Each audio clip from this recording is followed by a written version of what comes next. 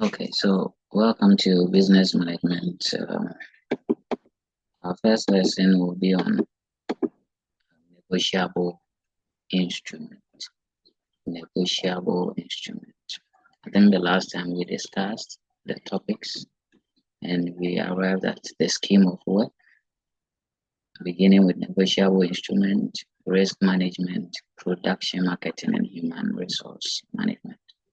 That's if time would allow us to go through all, but we'll try as much as possible to finish it. So today we are picking on negotiable instrument. Negotiable instrument. Well, at the end of the lesson, I expect students to be able to define negotiable instruments as the syllabus prescribe. You should be able to define negotiable instruments. You should be able to tell us some of the characteristics of negotiable instruments. You should be able to tell us some of the types of negotiable instruments, as you see on the screen, prescribed by the syllabus. So for today's lesson, we'll look at the meaning of negotiable instrument, look at the characteristics or the features, and also look at the types of negotiable instruments. So let's begin first of all with what is the meaning of negotiable instrument.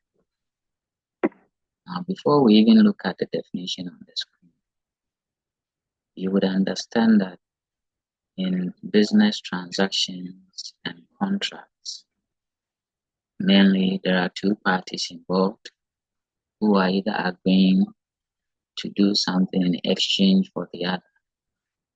So in the business world, it's either one party is offering a product or rendering a service to the other in exchange for the other person's resource, mainly cash or any other form of asset.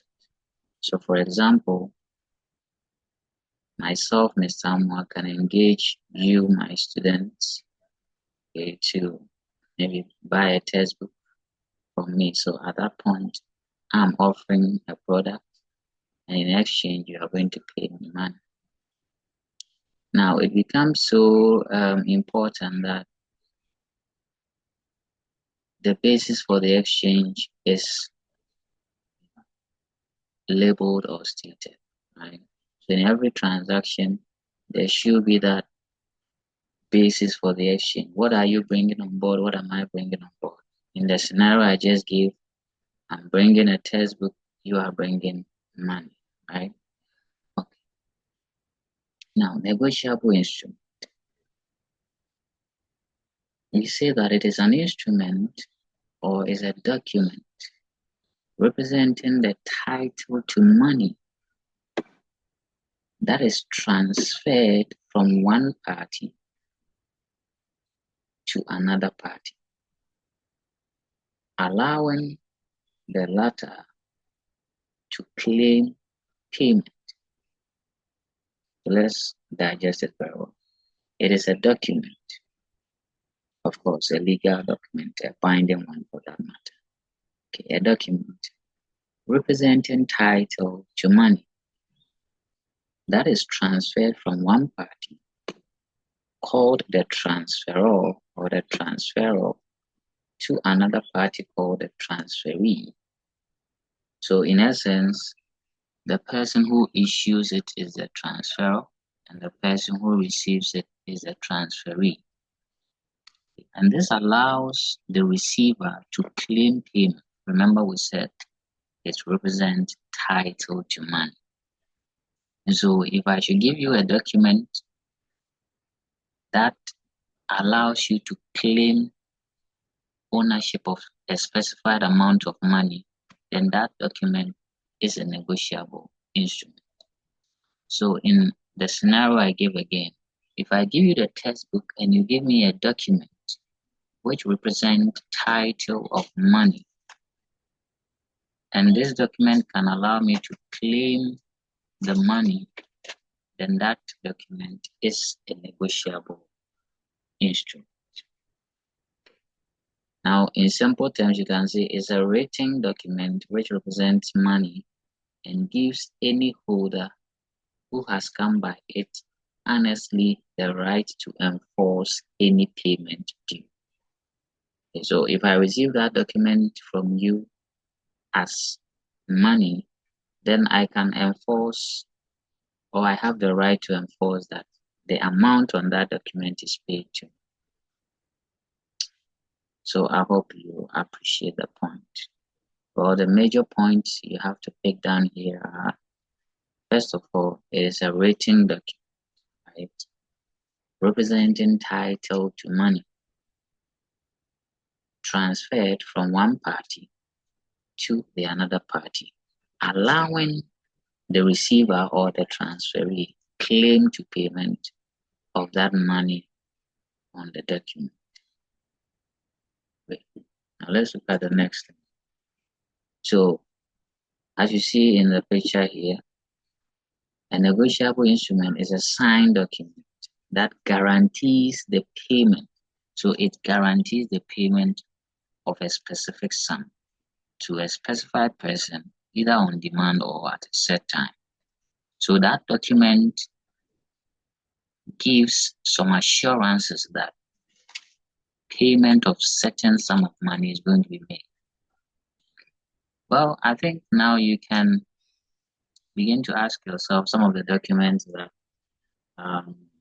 guarantees payment, right? Well, if I don't want to keep you in suspense, I would say the check is one of them. So if you have a check, or if somebody issues a check to you, that check document guarantees you payment of the amount on the face of the check, right? Okay, so yes, it is right to say a check is an example or a type of negotiable instrument, but we'll get to that point. Now let's look at the characteristics of a negotiable instrument. But before that, remember, it is a document, a written, signed document, symbolizing title to money or representing title to money that is transferred from one party, the transferor, to another party, the transferee. Okay. Guaranteeing payment of a specified amount of money to the transferee or the receiver of such instrument. Characteristics. Number one, we say it is a written instrument, so it should be in writing. It cannot be done orally. It should be in writing, either typed or handwritten. It should be in writing. Two, it must be signed by the maker. So the person making such document should sign it. Okay. Three, it could be an unconditional order or a promise. Okay, it could be an unconditional order or a promise. So it means that this document could be used to order somebody to make payment, or it could be used to make a promise to somebody that you pay him or her. So get it straight. It could be an order or a promise. Unconditional here means that that order or promise doesn't have any contingent conditions attached to it. As it were, there shouldn't be any conditions attached to such promise or order. Okay. The next one says that the specific amount to be paid or received should be on the document. So is it 1 million? Is it 100? And the specific amount should be stated on that instrument. The next characteristic is that it is payable to order or to the bearer. So let me go back to the example I gave again. I sell you a textbook and then you issue a document, and that document guarantees that I'll receive the money on it. So for example, the document you gave me, or you gave me a check, if I'm being specific, of say 100 cedis for the cost of the book, 100 cedis. Okay. fifth characteristic says that it is payable to the order or to the bearer. So as I receive the check, I become the bearer of the check. I'm the one holding the check in plain terms. Right? So I can go to the bank and cash it, or I can order that it is paid into my bank account or it is paid to another party. So that's what it means by saying that the instrument must be payable either to the order of a specified person or to the bearer, that's the person presenting it. So if I present the check to the bank, they should be able to pay me the bearer of that check, okay, or the name on the check. Okay. The next one says it's transferable. So from the definition, we said it is transferred from one party to the other. So it should be transferable. Right? So you sign or endorse it and transfer to the other party. If you don't transfer it, then it can't be a negotiable instrument. The 7 point says no conditions. So the instrument is one that comes with no conditions. You don't have to fulfill a certain requirement before you can access the payment or pay. So there's no condition attached. There's no reference to another agreement. So between yourself and myself, the textbook contract, you can give me an instrument or you can't give me an instrument that can only be paid if, for example, you say that, oh, say, until you teach me how to understand every concept in the textbook. Okay, so we don't have to refer to any other. If I have a class, extra class contract with you, you can refer to that extra class agreement and make it enforceable in the current selling of textbook to you. So you can't reference another agreement we have to be the basis for which that document you have given me, that check you have given me for the cost of the textbook would be realized. So these are few characteristics you have to pay attention to. One, we say it should be in writing and signed. It could be a promise or an order, but it is unconditional, as in it has no conditions attached. And the amount involved should be specified. The specific amount should be stated as well. Great. Now let's quickly look at examples and types of negotiable instruments. I think I've mentioned the check, but we have what we call the bill of exchange, the promissory note, the share warrant, commercial paper, certificate of deposit, treasury bill, and bonds.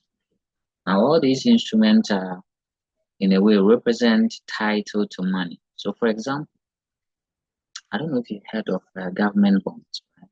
But government bonds are more or less like an instrument where the government borrows from either individuals or other countries or other firms. Right? Now, if I buy government bonds and I owe you, I can transfer the bonds to you as a form of payment. Right? So these negotiable instruments really represent title to money that can be transferred. If I have investment in treasury bills and I owe you, I can transfer the investment to you. Okay. So these are the examples, but we are going to focus on these three: the bill of exchange, the promissory note, and the check. Now, the bill of exchange and the check are a bit similar, just with a slight difference. We'll look at it. Let's take a view of some of the negotiable instruments. So as you see here, I think this is the common one you can relate to. That's a check. So as you see here, we have First Capital Plus Bank, and you see Ashanti Gold, and an amount 50,000 Ghana cedis, right? And I think if you can see clearly, you see Ghana Football Association. So you can appreciate that this document or instrument has a specific amount on the face of it, right?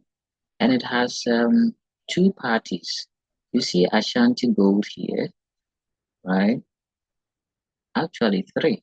Ashanti Gold here as the receiver of that 50,000. And then you see Ghana Football Association, which is the account holder with First Capital Plus Bank.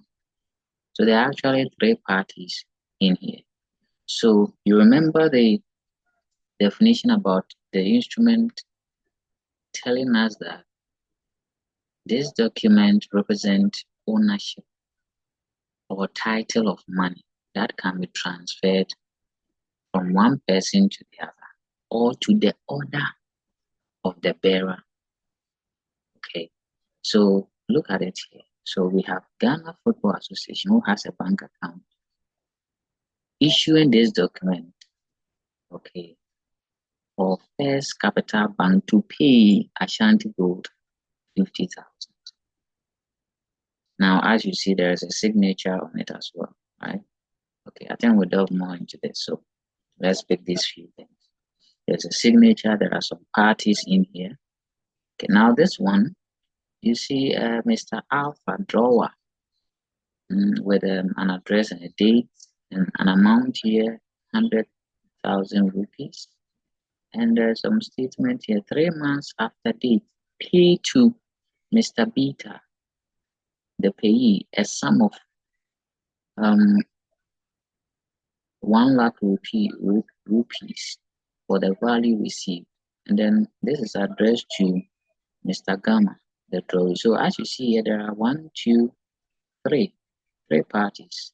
Mr. Alpha seeking to order Mr. Gamma to pay to Mr. Beta. Okay, so again, we are seeing the parties here, right? Okay, and then you see the signature here, signed by Mr. Alpha. Good. Then you see this one, and this has a promissory note, right? One of the examples. So you have amount, place, date. So I, Mr. ABC, make commitments to pay XYZ company the sum of repayment is to be made in the form of 200 equal payments at an interest rate. So one unique thing I want you to pay attention to is I make commitment. So it's a promise. The person is promising to pay. Okay, that's why the note or this document is titled promissory note. But in this one, it's more or less like an order. So it says pay to Mr. Beta. Okay. So I think this is easily identifiable. This is a promissory note. This is a check. So definitely this would be a bill of exchange. And like I told you, they are the three main documents or negotiable instrument we are going to digest in the course of our studies on negotiable instrument. So you would appreciate that this is a check, this is a promissory note, and this is a bill of exchange. So before we even pick them one by one, you can as well state that a bill of exchange is more or less like an order for somebody to make payment, while a promissory note is a promise, okay, or a commitment a party makes to pay another party, right? And a check, as you see here, a check is one where one party orders another party to pay some amount of money to another party, right? So let's pick the bill of exchange. The bill of exchange. So a bill of exchange, what is it? What is it? It is a signed unconditional written order. So the key term here, order, it's an order. A party is being ordered to do something. Okay. So it is an unconditional written order by one party, so by one person or one party, and this person is called drawer, to another party who is called the drawee, requiring the drawee to pay on demand or at a future determinable date. So it's either the drawee is going to pay on demand, means instantly, or at a future date, so maybe next year, next month, next week, at another time, a specific amount of money to or to the order of the named person or payee. So it means that there are three parties here, right? One is ordering the other to make payment to the other. The one who is ordering is called a drawer. The one who has to execute the order is the drawee, and the one who receives the money is the payee, right? So let's get that straight. So now let's specifically relate it to the picture we saw earlier. So this bill of exchange, let's identify. It's an order, okay, to a particular person. So let's identify who is making the order. And as you see the document, you see that Mr. Alpha is the one making the bill or drawing the bill. So he is the drawer. And then Mr. Alpha is ordering that after 3 months or 3 months after date, so the date is 17 February. So 3 months after that date, he's ordering Mr. Gamma to pay Mr. Beta. Okay, so who is going to do the payment? Mr. Gamma. And for that matter, he is the drawee. Who is going to receive the money? Mr. Beta. So is the payee. And who made the order in the first place? Mr. Alpha, the drawer. So in businesses, if I owe you, or if I'm your debtor and you are the creditor, you can draw a bill of exchange to me, ordering me to pay you how much I owe you. So in that contract, you, the creditor, is the drawer, and me, the debtor, who is supposed to execute the order of making the payment, becomes the drawee. Now, if I pay the money to you, then you become the payee. Or if I'm to pay to another person, that person is the payee. So in technical means or terms, the drawer can as well be the payee. That is instances where the drawer is the one who is going to receive the money. So the example I gave, I owe you, right? I owe you. And then you draw a bill on me, ordering me to make payment to you. So you are the drawer. Initially, you ordered me to pay your money, right? So I become the drawer. Since you are going to receive the money, you become the payee. So the drawer can as well be the payee. I hope you understand the point. Well, feel free to drop questions on the page if you have. So that is a bill of exchange. One key thing I want you to note is that it is an order from one person to the other person. The one who makes the order is the drawer, and the one who is supposed to execute the order is the drawee. So it then leads us to the characteristics of a bill of exchange. So quickly, one we say is an unconditional order. It's an order. Somebody is ordering somebody, right? It is a written order, so it should be in writing. It should be signed by the drawer. So the one making the bill or drawing the bill should sign it. And most of the times, the drawee is also supposed to sign to accept the bill. The amount and currency is specified, yes. So the amount should be specified, the currency should be specified. And then it is payable on demand or at a determinable future date. So that bill can give you access to the money instantly or at an agreed future time. Now let's look at the parties to a bill of exchange in detail. We have seen them to be the drawer, the drawee, and the payee, right? The drawer is the one who makes or initiates the bill or draws the bill, okay, ordering the drawee to make payment to the payee. Now let's see this network of parties to the bill of exchange. So the drawer, which I refer to as the creditor, right, issues a bill of exchange to the drawee, who is the acceptor or the payer or the debtor. So let's establish some basis here. It means that this drawer is a creditor to the drawee. In other words, the drawee owes the drawer some amount of money. So the drawer is ordering him to pay by issuing a bill of exchange. Okay, so as you see here, the contract or the transaction was supply of goods or service to this person, right? And he goes ahead to issue a bill ordering him to pay how much he owes from the supply of goods or services. But one interesting thing here is that if you issue a bill of exchange to your debtor and he agrees to it, okay, but then maybe says, I'll pay it next month. If you, the creditor, needs money instant, then we say you can go and discount the bill at the bank. Discounting here means that you not get the full amount. So if the person owes you 100 cedis, you may get like 95 cedis.